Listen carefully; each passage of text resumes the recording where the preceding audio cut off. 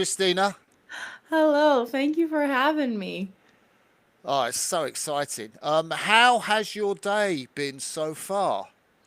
Oh, well, it's been good. A typical day, I would say, back here in America. Woke up, went to practice, came back, started cooking dinner or dinner and lunch, and just did a bit of studying. So, are you practicing still? Like, do you mean like on the water, or are you like in the tank or on in the weights room? Well, unfortunately, because it's really cold here now, we're not rowing outside, but I did go and do an erg session. Yeah, and tell us what you do. Like, what is because I know you've been travelling, haven't you? The last few days. So, was it just an easy erg session, like 16K, 20K, or something like that? It was a bit more than that. It was around 25, but it was just steady state, so wasn't too hard. 25. Yeah. 25K on the erg. Yeah. But that's a very typical amount we do back at home, so it's not too much. Okay. And can you say what your split is for that? Well, it's around a two split, I would say, like 202. Oh, wow, that's sensational. Um, Yeah. okay. Big respect. Christina, I think one of the reasons I was so excited to talk to you was an amazing race that happened in the semi final of the Tokyo Olympics that I was privileged enough to be able to watch and commentate on. And I guess it's a race that sticks out in your mind too. Yeah. That race has been on my mind ever since. I can't say I haven't made a race like that ever since. I don't know what happened. I don't know if the tapering was just amazing or just emotions were really high, but it was an incredible race for me. Yeah. So I think just going into it, I can't remember what you did in your heat, but I'm guessing you, because you were kind of in a bit of an outside lane. I don't remember whether it was one or two. Yeah. Um, how was the opening heat in the Tokyo Olympics? And did you go straight through to the semi, or did you have to go through the rep? Well, we had a quite hard like heat, so our coach did tell us that you're not going to make it through, so you shouldn't actually go hard on this one. So we just did the first 1K to get a feeling of the water in the course, and then we just like slowed down, finished the race, and we actually went through from the reps. Oh, who was in that heat? Do you remember? I don't remember, but I think it was definitely Australia, and I think it probably was also Canada. If Yeah, or New yeah. Zealand. I'm not quite sure, but it was definitely two very strong countries that they were gonna medal. So our coach was like, "Nope, you should not try to go for that one." So tell us the lineup as you remember it for the semi. Oh, I actually don't remember. It's been Well, such a long time, but definitely in that was Australia, Canada, um, New Zealand. I think it was also I, Italy. I think New Zealand were in the other semi actually. Oh, yes, because they broke the record right after us. Yeah, Yeah. you had Helen Glover, the double Olympic champion, Yes, we rowing did. with Polly Swan. You had Mhm. the Irish, and you Mhm. had the Olympic silver medalist from 2012, Fia Eriksson in the Oh, Danish pair. yep. Okay, you remember better than me. Yeah, no. Do you remember what your coach said before that race? Well, I remember that me and my partner were both really stressed, so he couldn't say much. So I'm typically a person that gets really stressed before races. So I remember he came up to me and he just asked me how I'm feeling, and I could not even respond. I was in my own world. He was just okay. Just do what you know, do what you like. I'm not going to give you anything. Just row hard and we'll see how it goes. And I was like, Um, okay, great. Thank you. s- did he say anything different to Maria Kiridu, your partner? Well, probably, but he usually has this strategy that he always talks to me right before I go on the water cuz if he talks to me before that, I just like I can't handle it. I start crying. I'm too emotional. So he always talks to my partner like a bit before, and then he comes to me separately. Are we talking about Gianni Postiglione or one of the? Yeah, we're talking about Yeah, Gianni. yeah, Okay, yeah. yeah. So in your mind, like you were nervous. Yes. So did you have a strategy for this race in your mind, or was it just I'll go hard and see where I am? I mean, what was? Well, I think me and my partner both knew that we were the outsiders, Yeah. so we didn't expect much. So I knew in my mind that I'm a very good sprinter, so I had as key parts of the race to go off hard and make a great start, and then try to hold in the middle of the race and really try to negative split in the end, because those are my two best qualities, my start and my finish. So how good your finish is? Your last 500. I know it was a tailwind because it was quite strong conditions there, wasn't it? Yeah, yeah. I know it was a tailwind, but your last 500 was 137, which is incredibly quicker than any other 500 in that race. Yeah. And it's amazingly quicker than any other cruise 500 in that race. I mean, also for a women's pair to do 137 in the last 500, and that race was memorable because it had Morrison and McIntyre, the Australians, in. It had the bronze medalists from Canada. Um, was it Hillary Janssens and Kaylee Filmer? And you kind of destroyed them all, and you won the semi-final in and set a world's best time. I mean, how many rowers can do that? I I don't know, but it was actually incredible. I remember going in the last 500, and I think we weren't even in the first three spots. We were far behind, like a length at least. But I remember my partner did say she like looked at them and she said that we got them. And when I heard that, it just like it clicked to me. I was like, why not be in the final? Why not make it? And I was like, I have nothing to lose at this point, so I'm gonna go as hard as I can. And if I blow, we'll do it next time. And are you thinking connecting on the legs that time? Are you thinking of moving the hands, or what's going through your head, or is it just a feeling that you go for? Well, I think it's mostly my catch. So I have to get it quicker in and go in like I need to get it up fast Yeah. because I'm not a very strong athlete. So I just basically my rowing and my feeling is based on speed. So I was just trying to increase that speed.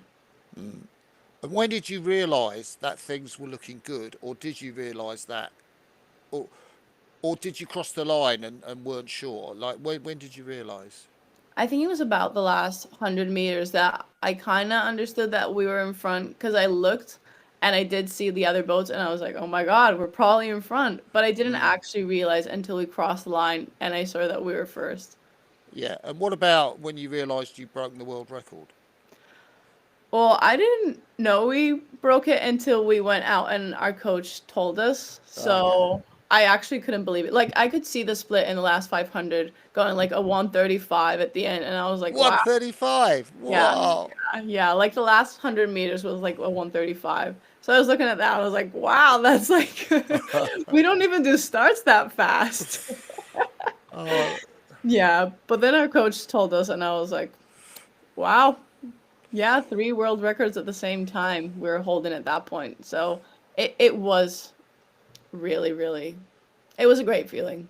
so, was that your expectation to try and make the final, or was it higher than that? Did you think, no, we can win a medal? Well, going into the games, I didn't have high expectations, to be honest, because I think it was around 1.5 months before I broke a rib. So I wasn't actually able to row that much. I was basically on the bike, and my partner was on the erg. And we just had around 3 weeks to row in the boat before racing. So we went there and we're like, we're going to try to do our best. But I think after the first race, the second race, the third one, we realized that we're like a really fast crew. But I think we're just tired in the final and could not do it. So you were tired from the effort of because the racing was compressed, wasn't it? Because of that Yeah, typhoon. yeah. It was our semifinal was I don't remember what day, but the final was the exact next day, and we were supposed to have a 1 day gap between. Yeah. Yeah,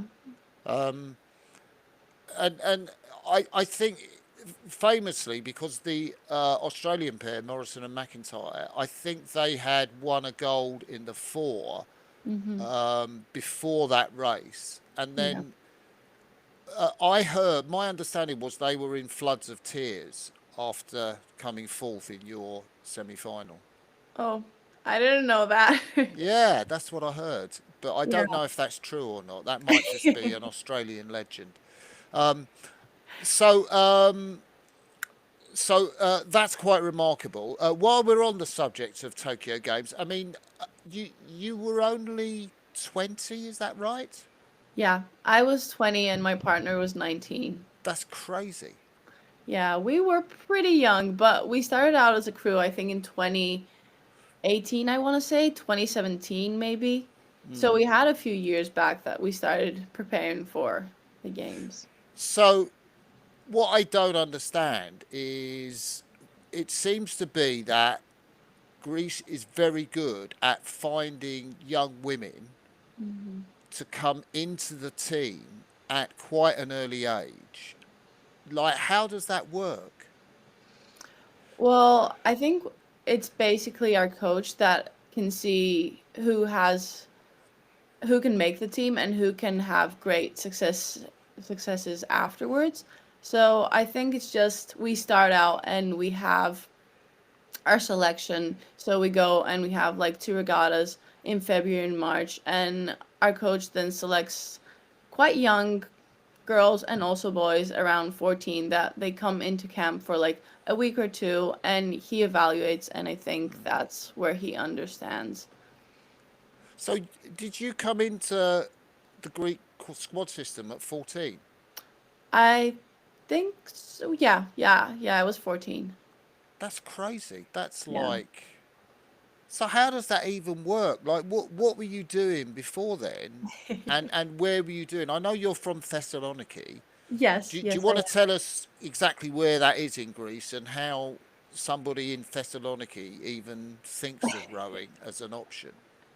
Well, it's quite high up in Greece. But the way I started was my father was a rower back in the day. So he did tell me that it's a really nice sport and it has so many great aspects about it. So he really pushed me and my sister to go into rowing. And then I fell in love. But it is quite hard in the city that I am to row because it's not next to a river or a lake or somewhere that you could actually row, but it's next to the sea, which can be really, really wavy. So, not great conditions. But yeah, a lot of erging, I would say, for the first few years. Um, do you think that helped you? Because it was rough in that Olympic semi final that we've just been talking about. Well, I think what really helped us was that where we actually train, like our national team trains, is in Athens. And in the summer, it gets really, really wavy, and it's basically a tailwind always. So I think that did help us a lot. Yeah. So the rowing club in Thessaloniki is by the sea. Is that in your town where you lived? Yeah, yeah, it was. It's around a 5 minute walk from where I live, so it's really close. Okay. And what age did you start rowing, Christina? I started at 11. 11. 11. Yes, Whoa. yeah. It's been a long Oh my time. goodness. Yeah. So and I wonder, has your dad been able to go and watch you race places? Yeah, my parents almost always come. Well, especially the first few years that I was racing internationally, they would love to come and watch me. Now it's like not that often, but they do come. They came to Paris, so that was amazing. So let's talk a bit about how does it work with Gianni Postiglione, who's the Italian I guess, call him a consultant, or do we call him a chief coach for Greece? Well, I would say head coach, yeah. Head coach, yeah, that's a great Yeah. shout. So, how does Gianni work with his athletes in terms of the training program he sets? Maybe Mhm. how does it differ for women? For you as a heavyweight woman, I know there's a lot of lightweight women in the team. I think Mhm. your Paris partner was a former lightweight, wasn't she? Yeah, yeah. I think she still must be a lightweight. Yeah. How does that work then? I mean, what sort of training programs does he set, and how does it work with the Greek coaches? Well, basically our system works. We don't have individual like programs, so lightweights, heavyweights, men, women do the same program always, Mm. even like running and weightlifting, it's all the same. Um, but the way the system works is that we have Gianni that is our head coach and supervises most of the crews by watching videos or like coming into the launch and actually watching our practice. But we have also other coaches that are basically the ones that are always there to Mm. watch us train. Yeah. Now you've got this is an opinion, so we you can differ about that. Mhm. I would describe the way you row as aggressive. Yes. Yes, I've heard that a lot. I wouldn't say it's really good, but yes. So particularly on the front end. So where Yes. does that come from? I mean, did your dad row like that? Is that a natural thing, or has that just developed? I think it's developed because I remember when I started rowing, I was really aggressive in the finish. So I had all my coaches being like, you have to actually be better at the catch. That's where you move the boat and not in the finish because that's like, it's too aggressive. So I started focusing on the catch so much that I think it got to a point that it's like too aggressive. But I also think that I feel that it's really light when I'm aggressive in the front part. Oh, that's So I pick interesting. it up really fast, so I feel that Yeah. it's lighter all the time. Yeah. And how much, I know we're going to talk about Yale a little later on, but how much has it influenced you? Because the other thing, so you're in the sixth seat of the Yale eight. That's like the main seat, that's where the person provides, all the inspiration, motivation, the Oh. grunt at the front end. So how much has that influenced the way you row now? Well, I think I've had to adjust to how I wrote at home to be better for Yale. So we don't row that aggressively here. Mm. And I remember at first when I got to Yale, my coach, Will Porter, told me that I can't row like that because he did try me in the stroke a few times and no one could do that. And he moved me back into two seat. He was like, we can't do that. Oh, wow. Yeah, yeah, yeah. I did my time in the 2V, in the fours. I had to change a lot of stuff to integrate into the team. But I think overall, the way they row here has helped me a lot. It's way more calm, less Yeah, aggressive. that's really interesting because you went to Yale Hmm. as a multi medalist at under 23s junior. Hmm. Um, I can't think of a year that you might not have won a medal at the under 23s. And yet you're saying you were in the 2V. Yeah, yeah, I did. I think my freshman year, I raced in the 2V. Ah, Yeah, okay. yeah. So, so you have joined the Greek squad and the junior championships, I guess, when you were probably we were talking about this when you were just 15.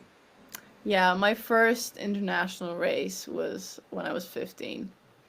And you finished fourth in the pair. Was that with Maria? No, no, that Oh, was with my first partner, Margaret. She was amazing. But I remember we were so sad that we were fourth. We wanted a medal so bad, yeah, but we were far behind, to be honest. yeah.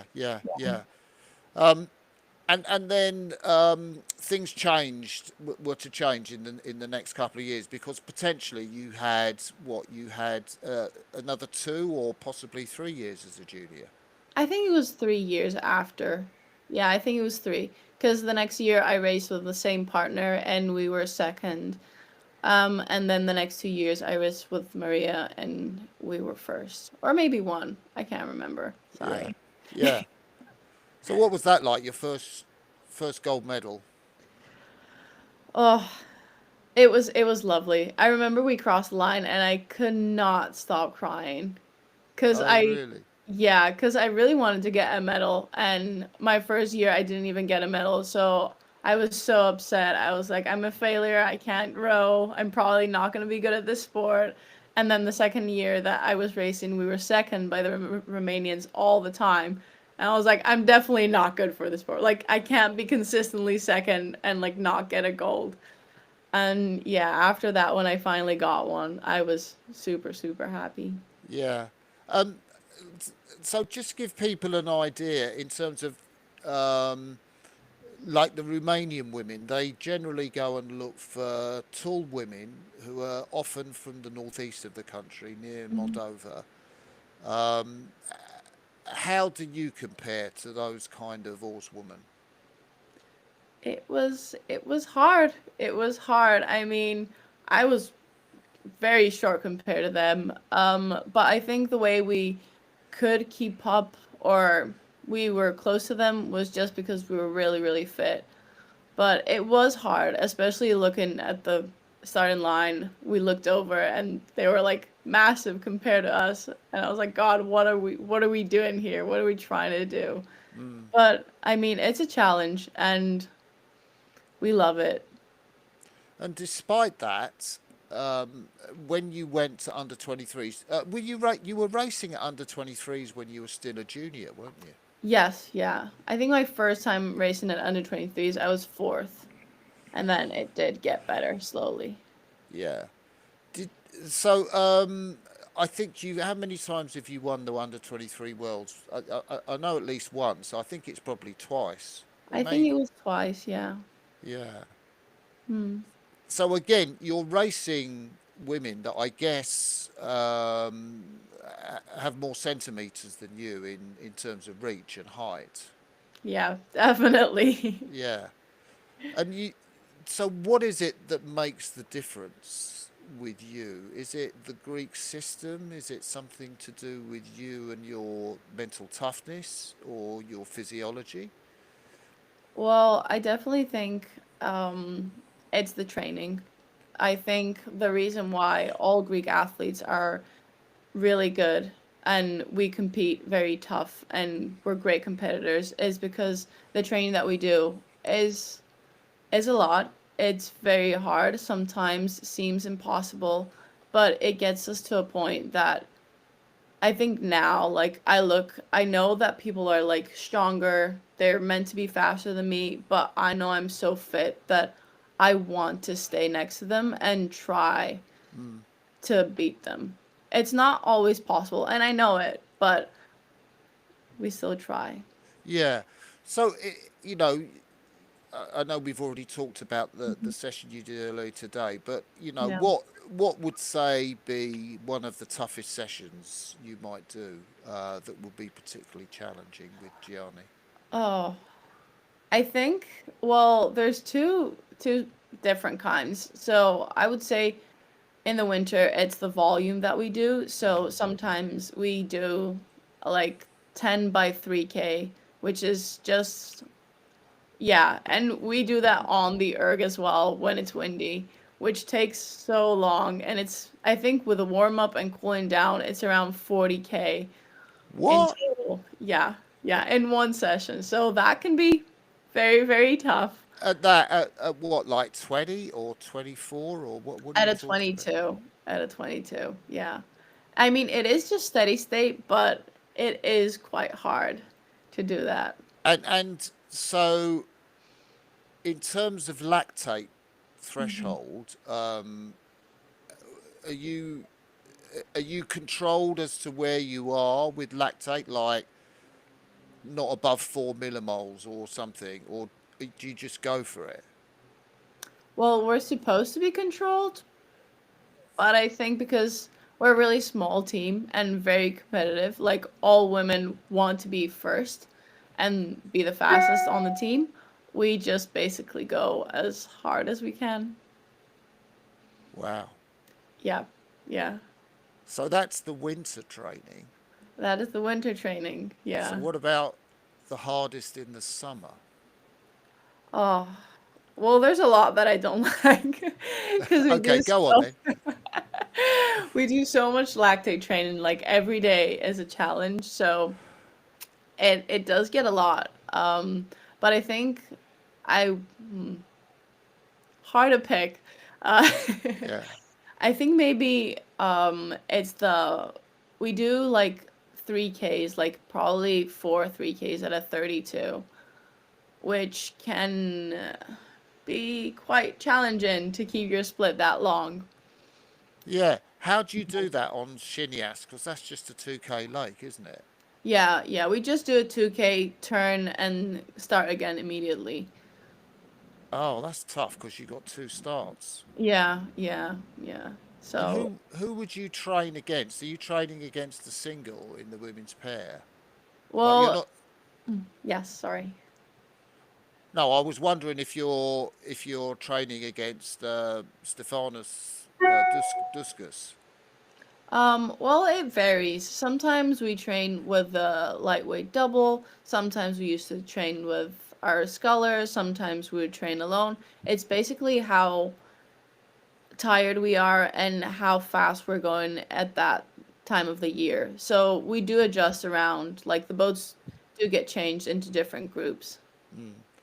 And how many days off do you get? Like a month or a week?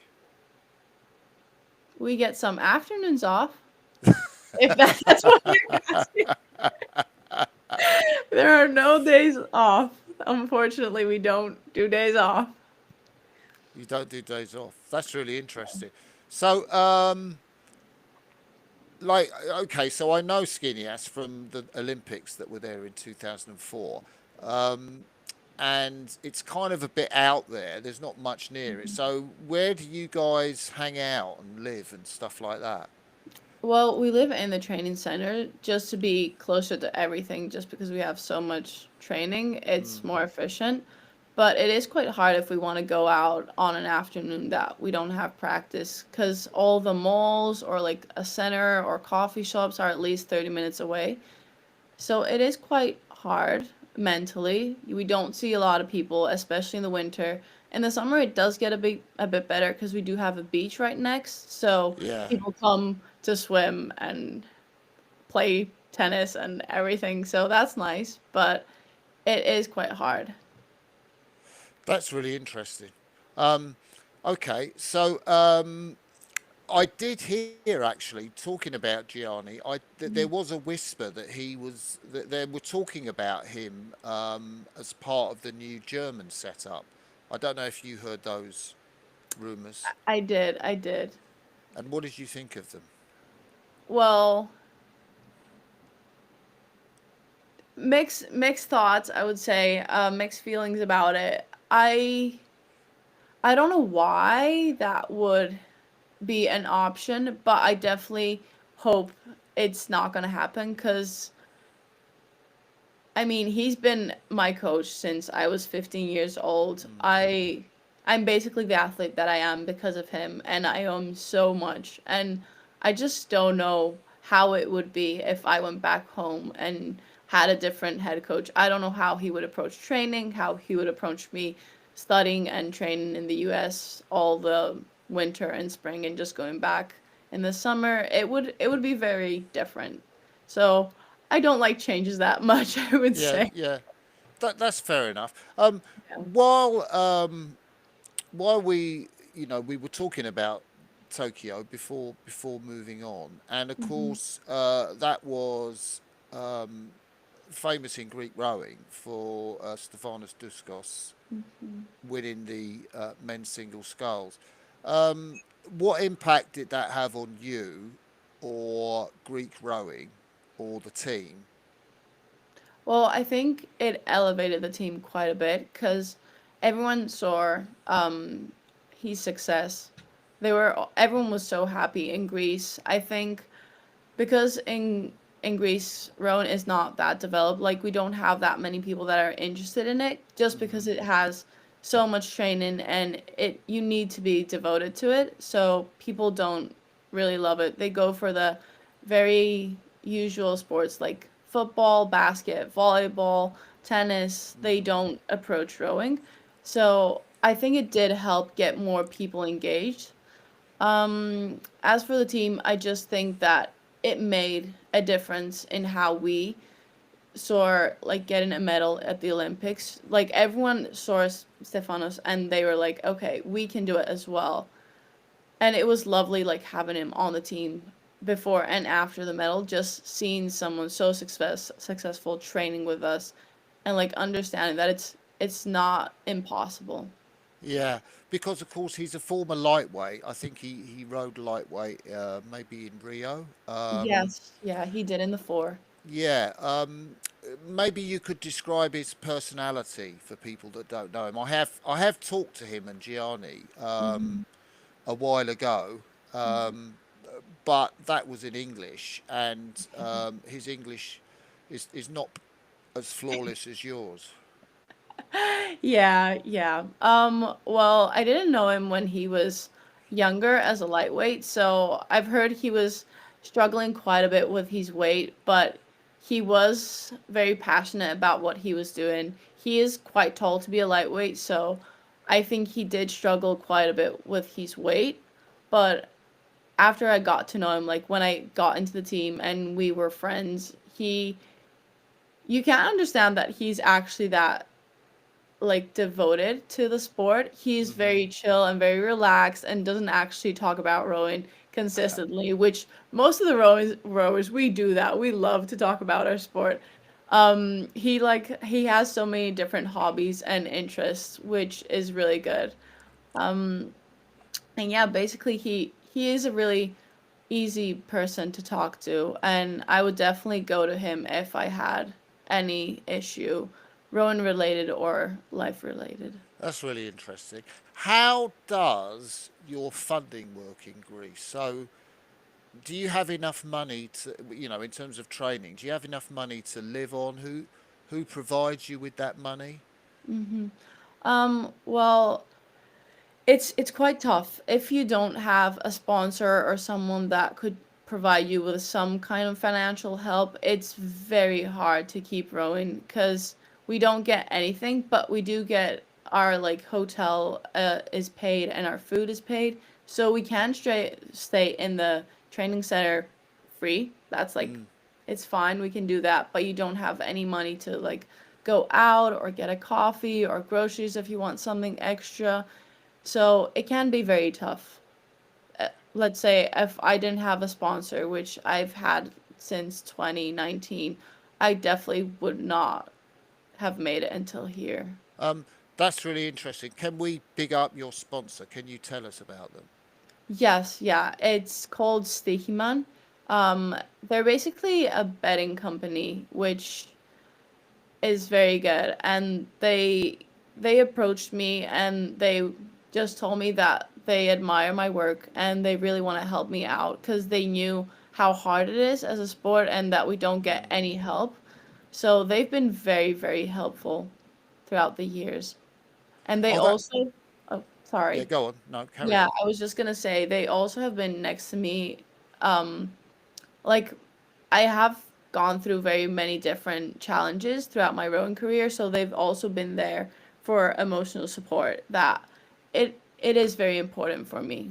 Yeah. Yeah. So one thing that I'll ask you, but just before that, and I'm guessing you can't put their name on your boat, or do you wear tops with their name on, or are they happy just to know that they're associated with you? Yeah, basically they are very open-ended. They just told me that I can do as much or as little as I want. They do provide us with different clothing items that we can wear around. I also do have a sticker on the boat for racing. So I do as much as I can, honestly, because they've been such a big help. Yeah. Um, how you talked about their support dealing with challenges, and obviously I know you talked about a physical challenge of a broken rib before, but I guess anybody that's been rowing for as long as you must have faced a fair few difficulties and challenges. How do you, how have you coped with those? And maybe you could, I don't know, you don't have to at all, um, but maybe you might feel able to give an example of something and how you cope with that. Yeah. Well, I think I think my biggest challenge was before Tokyo. As I mentioned, my rib did cause a lot of problems between me and my partner because she basically was getting stressed if I would recover in time to race. Mm, So I was very stressed on my half because I didn't know either if I was going to be able to. I mean, everyone, doctors, physicians, everyone, like, told me that I'm going to be fine and I'll make it to the games. But I think that was the point. Like, I broke as an athlete, as a person. I just, like, I didn't know how to cope with all mm, of that. Not being able to train, just sitting and watching people train. And I couldn't do anything. So I wow. think that was my biggest challenge until now. Yeah. Yeah. Um, it, I mean, it's interesting because I've talked with various athletes. I mean, one of whom that you raced, Kaylee Filmer, who has struggled with, I guess, depression Mhm. on a couple of occasions. Um, and it's interesting that you talked of, you know, the way how tense you can be at the start of races. And I guess that's part of your nature. I often think for myself when I struggled when I finished rowing, Mhm. and I felt, you know, I was struggling with a similar temperament to what made me good in rowing. You know, aggressivity and commitment and that kind of stuff. How much of that is the case with you? Well, I think as you said, I did struggle with depression at that point because it was too much. But I think as you said, I those are my aspects, and I am a very intense person and very stressed all the time about so many things. I can't stay calm. I don't know why, but yeah. So, so please don't feel you have to answer these questions. I'm like, is there any such thing as a sports psychologist that you work with in either in Yale or in Greek rowing? Yes, they are. I had one back at home cuz I did after that small incident, let's say, I did feel the need to talk to someone just to manage better my Mm. emotions, just to know how I can train better and not get that that stress. But also Yale provides a great psychologist that we can work with. Oh wow, that's fantastic. And another thing, and please don't feel you have to answer this, because in my own life, I was advised by a psychiatrist I was seeing to start doing mindfulness, headspace on the mobile with the app, which I've done for I don't know, probably about 8 years now. Mhm. Um, is that something you've ever tried or anyone's suggested? I haven't actually. Oh, Yeah. yeah, well, I found it helpful. I did it because the guy suggested it, and yeah, it's not an immediate answer, but I think yeah, I'll send you the details. There's so many apps that you can do if you're interested. So after Tokyo, fifth place in the Olympic final. Um, Championships the next year are in the Czech Republic in Rachice. Um, what were your expectations or thoughts about the new Olympiad? um Well, I wasn't happy with our result because, as we said, like after racing our semi, I thought that we were gonna get a medal. Race the next day, didn't get quite there, so I was kind of sad, and I, I felt like I had a hole, like something was not like, Mm, I just needed to keep going. So I was sure that I was going to do it, especially because it was only 3 years away. And I knew that I was fit. I knew that I was young. I knew that I could do it. I was still very Hmm. motivated. So it was in my mind. The only issue that I had that we did actually manage, but it was that I didn't know who I was going to race with because I didn't have a partner at the time. And Mm. I knew that we didn't have any other heavyweight women. So it was tough, but I knew what I wanted. That's really interesting, and because Greek rowing has had very successful lightweights in the past. I remember, seeing Greek lightweight doubles, and even the four that they had, I think, won a medal at the seniors. I mean, they weren't big guys.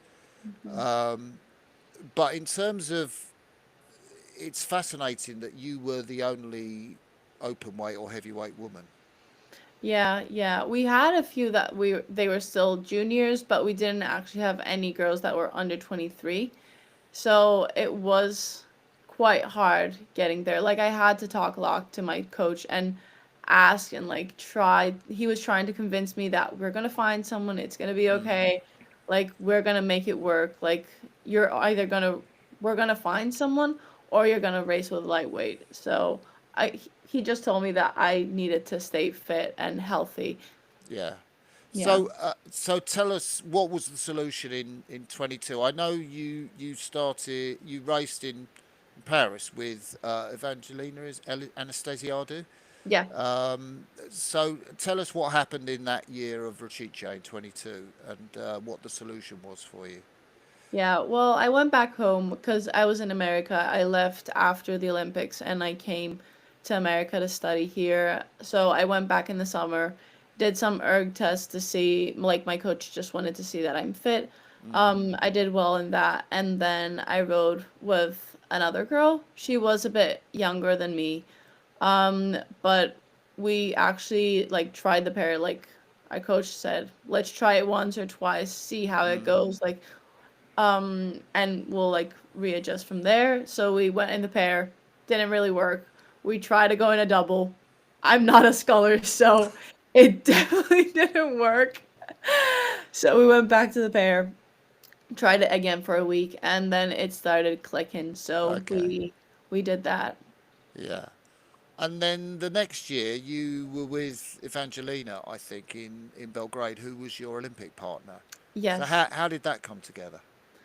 Well, I think it was basically because we were very close as friends and we both Yeah. had the same target, go to the Olympics, try to get a medal. So we did propose in a way to our coach. He said, "Okay, you can try it out if you want. Like, I don't know if it's going to work." So we did try it out. We trialed in the pair in the Mm, summer and we had a really good time. mm. So even though Evangelia was not a sweeper then, we said that we were gonna stick with it and see how it goes. Yeah. In fact, she was in the under 23s in a double scull or something, maybe a single. I can't remember. But yeah, you qualified for the Olympics in Mhm. Belgrade in 23. Were you Yeah. seventh, or is that Yes. right? Yeah. Yeah. Um, so is there a lot of pleasure for qualifying for the Olympics, or are you frustrated that you might not have made the A final? Well, I think because we're a crew for I think a month, maybe a month and a half, I was very, very happy. Like Yeah, yeah. going from 2019 that I was basically I I was almost out of that qualifying spot. Going to seventh place, I was really happy and I knew that we had a lot of time, a year to improve. Mm. So it was a good race. And you made a commitment to sort of give up or put off a year at Yale in order to train. Yeah, yeah, I had to take a gap year because I couldn't keep training Mm. here, unfortunately. So tell us about Yale, how that came on the horizon. Were you looking for places in the US to go to, or did they come to you and recruit you? What happened? Well, I wasn't actually looking to come to the US at all. I really wanted to Ah, stay home because as I said, I wanted to keep on rowing. So I thought coming to the US, I wouldn't manage studying and also rowing at such a high level. But after Yale approached me, I actually didn't know what Yale was. I have to oh, you're say. kidding. I didn't know. I did not know. I had a brief idea. Like I saw it in some movies, and I was like, "Oh, I've heard of that."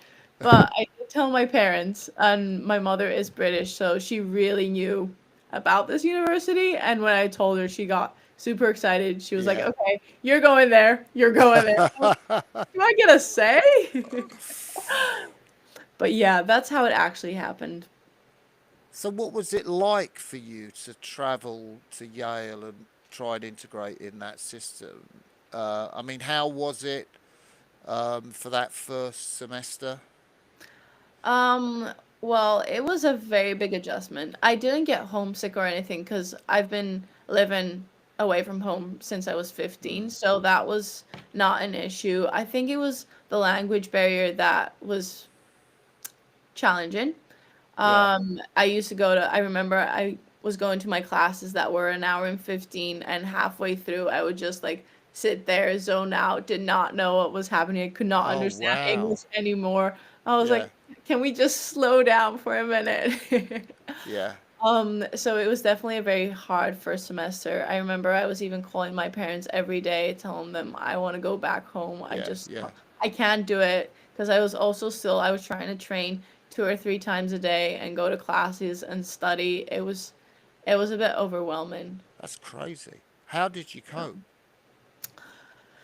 I think just with a lot of support from my teammates, Mm, and also my coach here, Will, was amazing. was he?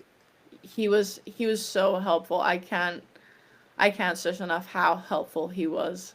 He used Can to you? come to me every day. Are you okay Yeah. with classes? Are you healthy? Are you eating enough? Are you sleeping enough? Mm, Like he mm. would ask me every single day because me and one other girl on the team we were not fluent in English, like not at all. So he did manage that very well. And did your English get better just as a result of you sticking at it and going to lectures, or did you do special stuff? No, I think it was basically because I really started studying quite hard because Okay. I just did not want to fail. I didn't want to be that person that can't make it through. Like, I didn't Mm, want to go back home and tell my parents that I can't go back to Yale. Like, it's too much for me. mm. So I had to study quite hard. Like, I would sleep around 4 to 5 hours at the max to What? just, yeah, yeah. I You are just did not. joking. No, I would have like 5 coffees a day, and I would just like I would Oh my train God. 3 times a day and then study all the rest. It was a crazy first semester for me. Yeah, yeah, yeah. Um, Tell us about the women's rowing scene as you experienced it in the USA. Well, very different culture to what I've experienced back at home. So very friendly. Everyone is it's I think it's the great definition of a team. So everyone cares about everyone. We're very, very like oh, like everyone wants to be the best on the team, Mm-hmm. but it is in a good way. Like I'm not gonna be negative or toxic just to like try to bring you down so I'm on top. So it's that very like collective and very like it's it's just an amazing team. I like it, speechless, Mm. speechless. And talk about rivalries with other colleges. I mean, is there a particular college that Yale women's crew look on and say we're gonna beat you, or you're our main rivals? Well, I think we did in the past have a few colleges that we would look to and really wanted to Mm. compete them and win them. But I think this year we have a little bit of a different idea, and we're just trying to stay inside the team and not look at other colleges. Like, Yeah. no results, nothing, just like stay inwards and work as a team collectively to improve. You had a Yeah. sensational result at the head of the Charles. Yes, we did. We Tell us did. about that. Um, well, on a personal level, it was one of the hardest races I've done Oh, in my really? entire life. Oh, I wow. remember 1K in, I was I was out. I was like, I don't know if I'm gonna finish the race. I don't know if I'm gonna be that person that will have to drop out halfway. But we had a great rhythm. Our coxswain was amazing. Her Yeah. calls were sensational. Like I remember every call she made. It was so on point and got us like so hyped. And we just, I think because last year they won as well, we really knew what we were aiming for. Yeah, yeah, yeah, yeah, yeah, yeah. Oh, and so and that's interesting because I think you didn't row in the NCAA's last year. The year before, was that right? You were sixth. So is that the big deal? The final of the NCAA's for you guys now? Uh, well, as I said, I think because we have new goals, I think the final is just not enough for us. But we have to wait and see. Like every Okay. race will just show us how close or how far away we are from that. And when is your next race? When are Yale racing again? I know not until the spring Thor, I guess. Yeah, I think it's probably at the end of February, if I'm honest. It's quite a long Yeah. until we have to. We don't even go on the water for a month again, so Wow. it's gonna Uh, be long. Okay. So and tell us about the women in your crew. Are there any sort of standout? I know collectively it sounds amazing. Are there any standout performers in that crew of women that race with you? Yes, definitely. I have a few people that I looked up to, and let's say we have our captain Mia Levy that she is sensational. She's so fast on the erg. She's so humble about it. She has a Oh great wow. personality. She's so helpful and so motivated. She's just an amazing person. Like I would want everyone to experience a captain like that or a person just like being on their team being just like so amazing. I would also say that a person that really inspires me is Nicole Martinez. That we actually live together, and she's the other Ah. girl. Yeah, yeah. We both took a gap year last year because we both wanted to make the Olympics. Unfortunately, she didn't make it, but she's from Paraguay, and she came here, did not know English, did not know what was going on, like such a different place and space to be. But she's grown up so much and she's improved in so many things. And I love her attitude, and she trains so hard. Like sometimes even harder than me. Wow. Yeah. Oh, that's lovely to hear that. Um, I'm going to ask you about Paris now, the 24 season for you. Tell us about the 24 season and how it unfolded, and then moving towards Paris. Yeah. Well, I think it started really well. Like our winter training was amazing. We didn't have any injuries, which is always a really good Yeah. thing. Yeah, especially because of our last experience. So no injuries, really a lot of training. The boat was going great. Um, and I just think that we were consistently getting faster and faster and faster. But we did have a small setback. I think it was in March.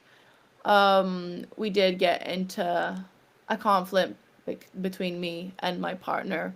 And after that, it was a bit strange. It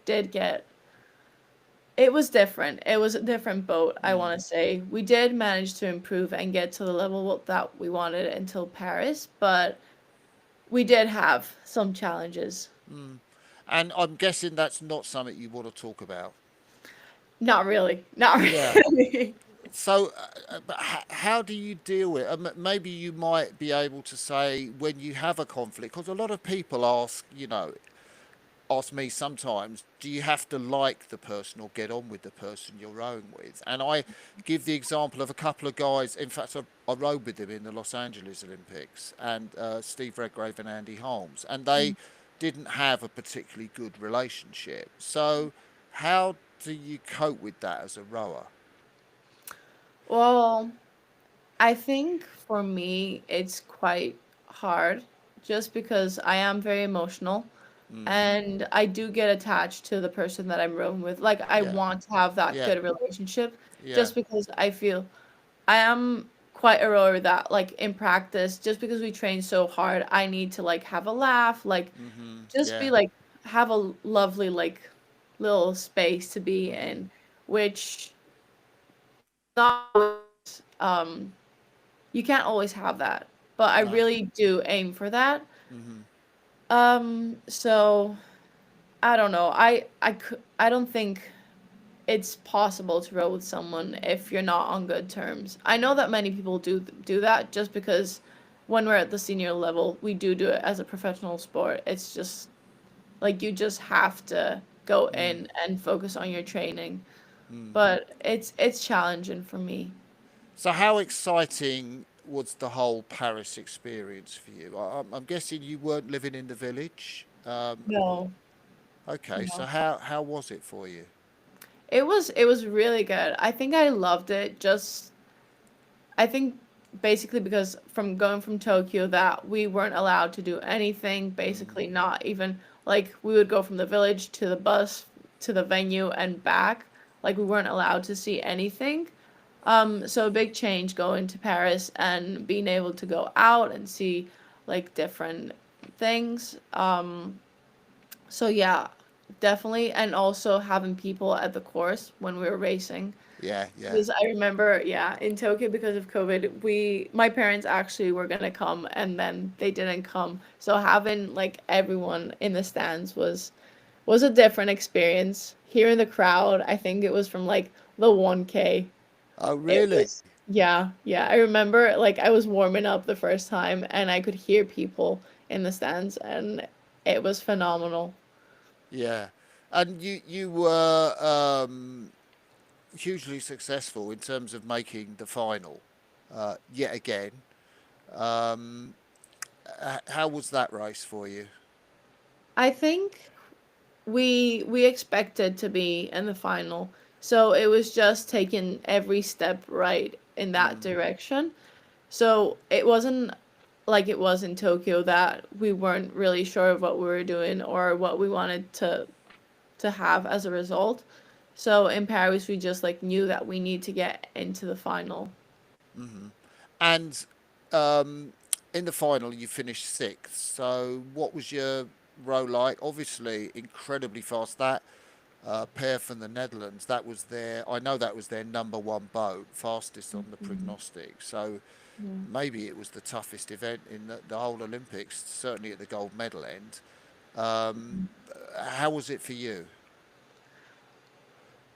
Ah, it wasn't what I expected. I don't Okay. know. Yeah. Um it's actually funny because I don't even remember the race to go through it. Like in my Really? mind, I've blocked it out Oh, completely. wow. Yeah, I do that sometimes. I'm not quite sure why, but I blocked that out of my memory. But what I do know is the result was not what we expected. So yeah, definitely not the best final for me or my And, partner. and how much did that impact what you did or how you felt during the second week of the games? It did influence a lot how I viewed everything else after that. Like, I was quite upset just because I did believe that we were going to be, or we were just going to have a better result than what we did. And just after that, I just did not. I was lost. I was lost. Um, I know what it feels like to be lost after a championships, which isn't a very nice feeling, and Yeah. particularly when you're around other people who aren't lost and you know, they're into the whole thing. Yeah, exactly. It can be very tough, especially because we had two crews that medaled, and they were super happy, and I'm really happy for them, and I was back then. But it was Mm, just such a big difference in emotions, which I just could not handle at that point. mm. So did you do the closing ceremony, or did you come? Did you go and travel, or what did you do? No, I actually traveled. I left with my parents and went and saw Paris, Hmm. which I really wanted to do because I've Yeah. seen so many photos and videos, and I was so happy to do that. But yeah. And it's interesting. I mean, thank you very much for talking about it because I don't know. I'm guessing it might be a bit painful, or maybe you haven't talked about it a lot. Um, so, how is it now looking back on it, you know, from the perspective of being in the USA? Christmas is coming up. Mhm. Has anything changed? No, not really. Um, I don't know. I think it was a great experience. Like, I'm definitely gonna grow from having that and not getting what I wanted as a result. Mm, But I think I'm still really hurt about it. mm, Um, but it definitely did help me leaving from Greece and coming back here and focusing on my studies again and yeah, just having a bit of time to process it by myself. yeah. I mean, I'm bound to say that you know you are an amazing person and oarswoman, Thank you. incredible, and nothing can impact that, and you've proved that time and time again. And it would have been lovely for you to have got the result you wanted in the Olympics. So I know we were talking before we went on air, and I asked you about, so you know, what might your plans be for the future. I'm guessing what happened in Paris might have some sort of impact or influence on, you know, what you choose to do. Yeah, I think it definitely had, and it still has a really big impact on how I'm viewing my next years as a rowing athlete. I think it's mostly like when I'm good, like when I'm rowing and my like numbers are good and I'm feeling good and Mm, my psychology is really positive, I think about LA and I'm definitely there. I'm definitely getting that medal this time. yeah, But sometimes when practice is not going that well and I'm tired, I just think about my future, like studying mm, and working rather than rowing. So I'm still debating what I'm gonna do on that. yeah. Yeah. And there's plenty of time to make a choice, and it sounds like you're really well supported, and you know the whole Yale experience in 2025 will be a fantastic one for you. Um, Yeah. I think just finally, you know, there's a few things around that changed in rowing. The end of lightweights, and of course, you mentioned the Greek success, both lightweight men's and women's doubles. What what do the Greek team think about that? What do the Greek rowers plan to do? I honestly have no idea. Okay. Just, just because I left so fast after the games, I Yeah. didn't really get to speak to anyone or see what our country is going to do as a whole. Because, Mm, as you mentioned, basically, our rowing team is lightweights and just a couple of heavyweights. So mm, it will be a challenging change for us. mm. But I think most of the athletes that were in Paris are going to continue rowing as heavyweights, and Yeah. we'll probably see how that goes. I'm not quite sure how it's going to work out. Mm. Well, I think it'll be interesting in Shanghai. I think the whole championships in China will be, you know, it's obviously a great place. I've never been there, but I'm excited um, to be able to go. There is one proposal for mixed dates that I Oh, think rowing has put forward, which potentially might be in the Los Angeles program. Um, I wonder if you've even heard about it or what views you might have. I haven't heard about that one, but I would love to do that. I would definitely Yeah. love that. I would love a nice, fast, light 8 to row in. Wow. Yeah, that would be a great experience. Magic. And Yeah. what are your Christmas plans, Christina? Well, I have one more week here that I need to finish some papers, exams, and then I'm going back home. But it's basically, I think, just gonna be home, home, and home. Yeah, because I haven't been home in a while. So I think I need just to see my Yeah. parents, see my sister, have a bit of like downtime for me. Yeah. Amazing. You haven't done any Christmas shopping yet, I guess. No, I haven't, but it is Black Friday, so I might be on that Ah, today. that's great. Well, Christina, you've been so fantastic to talk to. I mean, you clearly are an amazing person, and it's been wonderful to spend, well over an hour in your company. So we'll end the live part of this interview now, just to say, Christina Bourmpou, fantastic. Thank you so much. Thank you so, so much. It was an incredible interview.